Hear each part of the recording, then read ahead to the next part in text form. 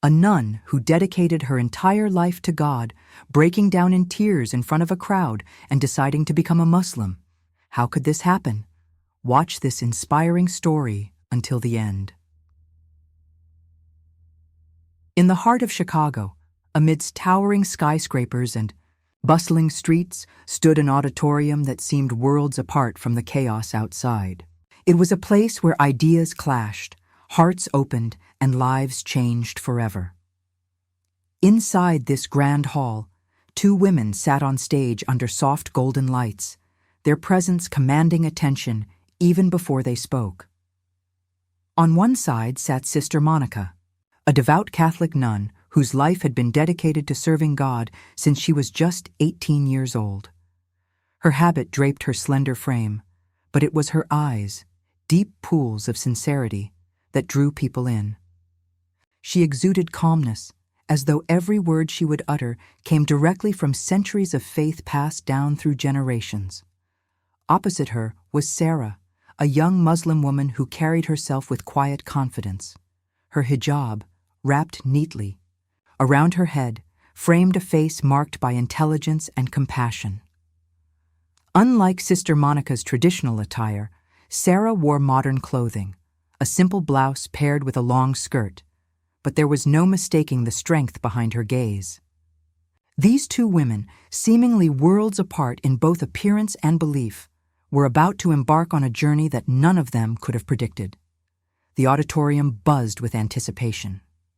People from all walks of life filled the seats: Christians, Muslims, atheists, seekers, skeptics, all gathered for what promised to be a profound exchange of ideas. Some leaned forward eagerly, notebooks ready. Others whispered nervously among themselves, unsure if such debates could ever truly resolve anything. Yet despite their differences, everyone shared one thing in common: curiosity. What would happen? When these two powerful voices collided, would logic triumph over tradition? Or would something deeper emerge, an understanding that transcended mere words? As the moderator announced the start of the discussion, the room fell silent except for the faint rustling of papers and the occasional cough. Sister Monica adjusted her glasses, her hands clasped tightly together, while Sarah smoothed her skirt and smiled gently at the audience. Neither woman looked intimidated, yet both knew the weight of what lay ahead. This wasn't just another debate. It was a moment of truth, a test of conviction, and perhaps a chance for transformation. The first question came swiftly, like a thunderclap breaking the stillness of the room. "Sister Monica," Sarah began, her voice steady but kind, "do you believe that Jesus Christ is God?" The question hung in the air, resonating deeply within the walls of the auditorium. For many Christians present, it was a fundamental tenet of their faith, so obvious it needed no explanation. But for those unfamiliar with Christianity, it was a point of intrigue and sometimes contention. Sister Monica paused briefly, collecting her thoughts. Then, with unwavering certainty, she replied, "Yes, I believe that Jesus is God, the Son of God, and fully human as well." Her words carried the weight of decades spent studying Scripture, praying fervently, and teaching others about the nature of divinity. To her, the answer was clear-cut, a cornerstone of her spiritual identity. But Sarah's next sentence shattered any illusion of simplicity. "If Jesus is God," she continued, her tone measured yet probing, "is he also perfect as God?" The question rippled through the crowd like a wave, causing murmurs to rise and fall like the ebb and flow of the ocean. Some Christians nodded approvingly, confident in their doctrine of Christ's perfection. Others shifted uncomfortably in their seats, sensing the storm clouds gathering. Sister Monica took a deep breath, aware that the conversation had entered treacherous waters. "Of course," she responded firmly, "Jesus is perfect as God. However, he chose to take on human form, which means he experienced certain limitations inherent to humanity. Her explanation was rooted in centuries of theological discourse, designed to reconcile the paradox of divine perfection with mortal frailty. Yet, as she spoke, a shadow of doubt flickered across her expression. A fleeting moment that only the most observant caught. Perhaps it was the way Sarah tilted her head slightly, her eyes locking onto Sister Monica's with an intensity that suggested she wasn't merely asking questions, but seeking answers herself. Or maybe it was the ripple effect of her words, echoing not just in the ears of the audience, but also in Sister Monica's own mind. Whatever the cause, the seed of uncertainty had been planted, and its roots were beginning to grow. Sister Monica's response painted a picture familiar to countless Christians, the dual nature of Jesus, both fully divine and fully human. In her view, this paradox wasn't contradictory, but rather a testament to God's infinite wisdom. You see, she explained, leaning slightly forward to emphasize her point, God became man to bridge the gap between us and Him. Through Jesus, we understand what it means to be both holy and human. Her words evoked vivid imagery in the minds of listeners. They imagined scenes from the Bible, the hungry Christ walking through Galilee, the weary Savior resting by well sides, the crucified Lord giving up His Spirit on the cross. Each image reinforced the idea that Jesus, though divine, willingly embraced human limitations to save humanity. To Sister Monica, this concept wasn't illogical, but beautiful, a reflection of God's boundless love. However, as she delved deeper into her explanation, cracks began to appear, not in her argument itself, but in the reactions of the audience. Among the Muslim youth seated near the front row, whispers erupted. One young man shook his head, muttering, "How can God be limited? That doesn't make sense." Another crossed her arms, frowning thoughtfully.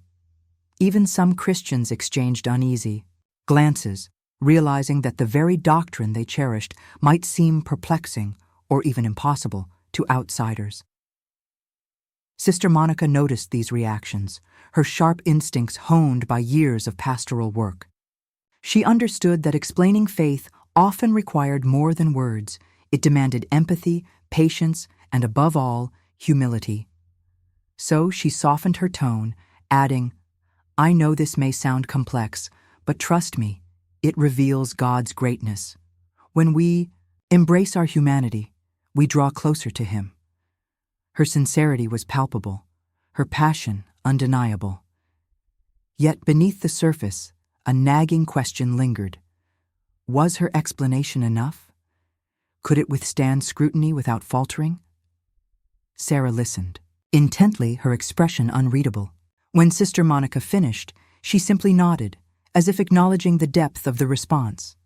But her silence was deceptive, masking the storm brewing inside her. She knew that the next round of questioning would push boundaries further, challenging not just Sister Monica's intellect, but her very soul. Sarah's next question arrived like a spear-piercing armor, cutting straight to the heart of the matter. "If God is all-powerful and perfect," she asked, her voice carrying a note of challenge, "how can He experience hunger or exhaustion? Isn't that contradictory to the definition of God?" The room went deathly silent, as if time itself had stopped, to witness the collision of two opposing viewpoints. For Sister Monica, this question struck a nerve. She had faced similar doubts during her early days as a novice, moments when the complexities of theology seemed overwhelming. Back then, mentors had reassured her, explaining that paradoxes existed precisely because human minds couldn't fully grasp divine truths. Yet now, standing before a skeptical audience, those assurances felt less comforting. She tried to gather her thoughts, searching for the right words. "That's why Jesus came as a human," she said finally, her voice steady despite the turmoil within. "He wanted us to relate to Him, to understand His sacrifice. By becoming like us, He showed us how much He loves us." Her explanation was heartfelt, born out of years of devotion. But as soon as the words left her lips, she saw the skepticism reflected in Sarah's eyes, and worse, in the faces of several Christians scattered throughout the crowd. One elderly man sitting near the aisle muttered audibly, "But isn't God supposed to be beyond all that?" His comment sparked a ripple of agreement among his neighbors, forcing Sister Monica to reconsider her stance. Was she defending the indefensible? Or was there a flaw in her understanding that she hadn't yet recognized? Sarah seized the opportunity, pressing further. "Let me put it another way," she said, her tone gentle but firm. "If God is truly unlimited, why would he need to limit himself? Doesn't that imply weakness rather than strength?" Her words hit home, striking chords of discomfort. Among the listeners, even Sister Monica felt the sting, recognizing the validity of Sarah's logic even as she resisted accepting it. Still, she pressed on, unwilling to concede defeat. "God's actions aren't based on weakness," she argued, her voice rising slightly. "They're based on love. Love sometimes requires sacrifice, even limitation." Her rebuttal earned applause from some quarters, but it also provoked louder murmurs of dissent. The tension in the room grew palpable, each side digging in deeper as the debate unfolded. Just when it seemed the dialogue might plateau, Sarah delivered her most devastating blow yet. "All right," she said, leaning forward slightly. "If Jesus is God, why did he die? Who took his life away? Does God have a boss, or did he have to sacrifice himself because of human mistakes?" The room erupted into chaos, gasps and exclamations filling the air as the implications sank in. This wasn't just a theoretical question. It cut to the core of Christian doctrine. Central to the faith was the belief that Jesus died to atone for humanity's sins, a selfless act of redemption. But viewed through the lens of logic, the notion raised troubling questions. If God is omnipotent, why couldn't he forgive sins without requiring bloodshed? And if Jesus truly is God, how could anyone or anything take his life? Sister Monica froze, her mind racing. She had prepared for this moment, anticipating objections to the concept of substitutionary atonement. Yet nothing could prepare her for the raw, emotional impact of Sarah's words. They weren't just challenges to her beliefs. They were mirrors reflecting her deepest fears. What if everything she'd believed was wrong? What if her entire life had been built on shaky foundations? Tears pricked at the corners of her eyes, though she fought valiantly to suppress them. Her throat tightened, making speech difficult. Finally, after what felt like an eternity, she managed to whisper, I don't know the answer." The admission was barely audible, yet it carried the weight of 1,000 confessions. Around her, the audience reacted with stunned silence, some shocked by her vulnerability, others moved by her honesty. Sarah didn't gloat. Instead, she offered a compassionate smile. "It's okay not to know," she said softly. "Sometimes the search for truth leads us to unexpected places." Her words carried a message of hope, suggesting that doubt wasn't the end but the beginning of a new journey. And for Sister Monica, perched on the brink of transformation, those words resonated deeply, planting seeds of change that would soon bloom into something extraordinary. As the debate stretched on, Sister Monica's resolve began to waver like a candle flickering in a strong breeze. Each question Sarah posed felt like another layer of her carefully constructed faith being peeled away, exposing raw emotions beneath. She had spent decades immersed in prayer, scripture, and teachings that reinforced her belief system. Yet now, for the first time, she found herself questioning the very doctrines she had so passionately defended. Her hands trembled slightly as she clutched the edge of the podium, her knuckles turning white from the pressure. The room was eerily silent except for the soft hum of anticipation hanging in the air. Some audience members leaned forward, their eyes wide with curiosity, while others exchanged worried glances. For many Christians present, watching Sister Monica's struggle was akin to witnessing the unraveling of something sacred, a moment both painful and enlightening. Inside, Sister Monica battled an internal storm. Doubts swirled uncontrollably, mixing with fragments of memories. Sermons she had delivered, prayers she had led, vows she had taken. Could it all have been built on flawed logic?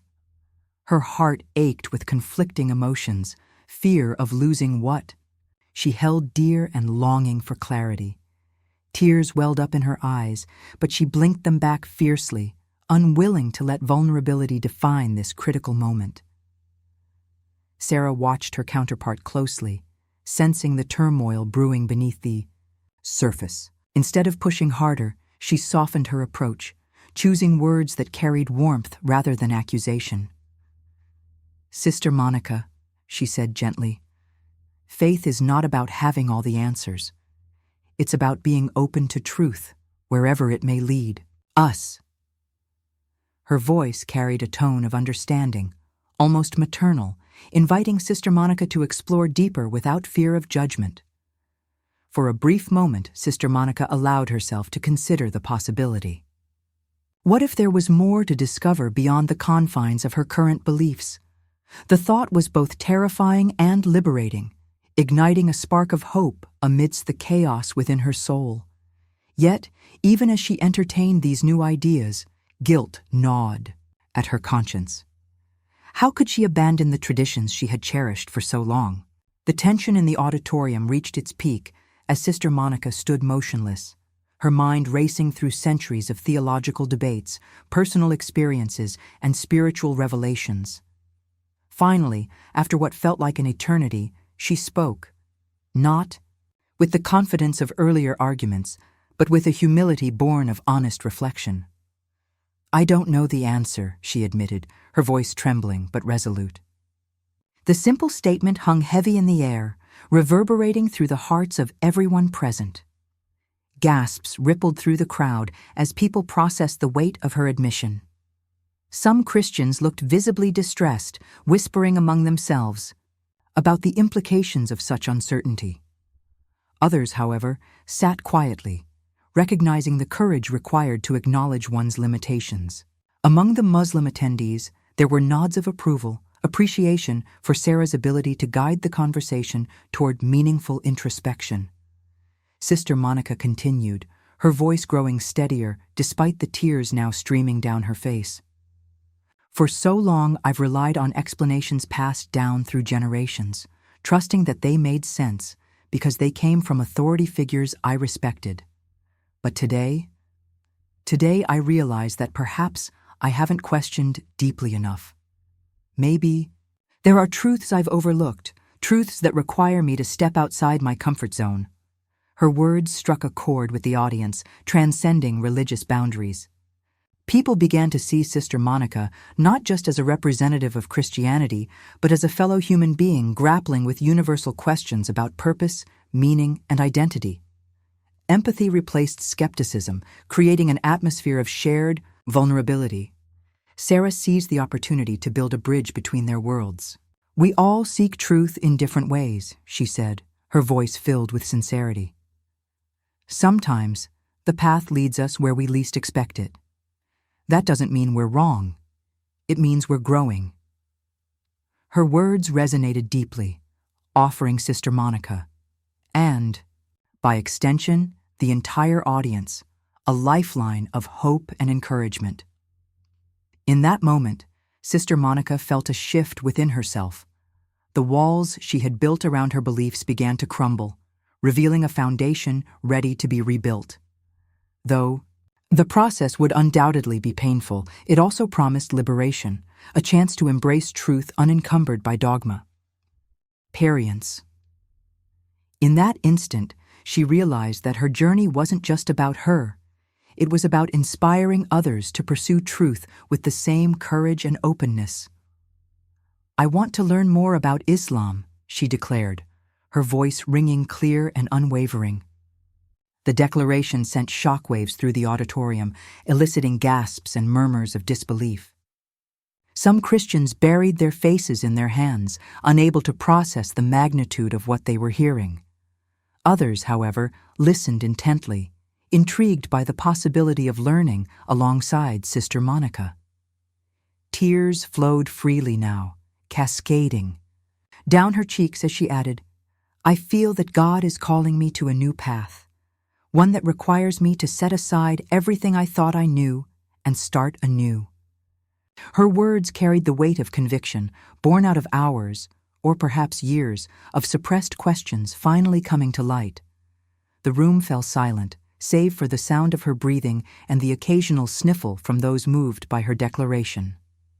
Then, in a gesture that symbolized both surrender and rebirth, Sister Monica dropped to her knees, bowing her head low in prostration. As she recited the Shahada, the Islamic declaration of faith, her voice quivered with emotion, carrying the hopes and dreams of countless seekers who had walked similar paths. When Sister Monica finished reciting the Shahada, the auditorium erupted into applause, cheers, and cries of joy. Muslims in attendance rushed to congratulate her, hugging her tightly as tears streamed down their own faces. Even some Christians, though initially stunned, joined in celebrating her bravery, recognizing that her decision was less about rejecting Christianity and more about embracing a broader understanding of divinity. Sarah stepped forward, enveloping Sister Monica in a warm embrace. "Welcome to your new home," she whispered, her voice thick with emotion.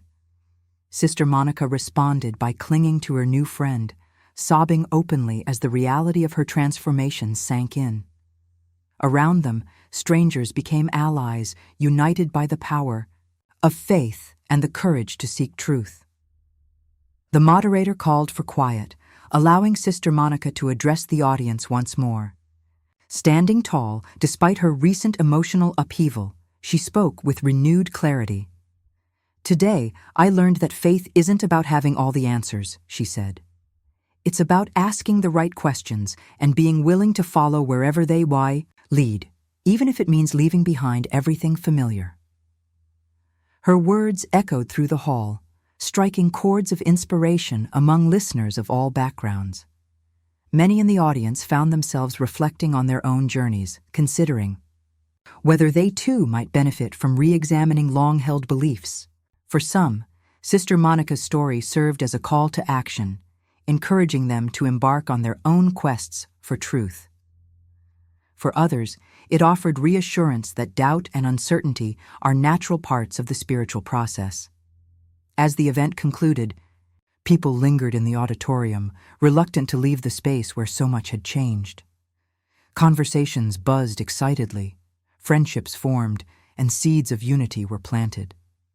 Sister Monica, now officially a Muslim, stood amidst the throng, radiant with newfound peace. This extraordinary encounter left an indelible mark on everyone involved, teaching lessons far beyond the confines of religion or doctrine.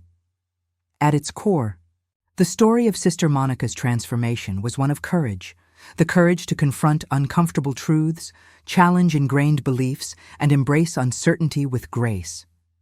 It demonstrated that faith is not static, but dynamic, evolving as we grow and mature spiritually. For Sister Monica, the journey marked the beginning of a lifelong exploration rooted in curiosity and humility. No longer confined by rigid dogmas, she embraced the freedom to question, learn, and evolve. Her transition from nun to Muslima inspired countless others to reconsider their own paths, reminding them that growth often requires stepping outside comfort zones. Sarah, too, emerged transformed by the experience.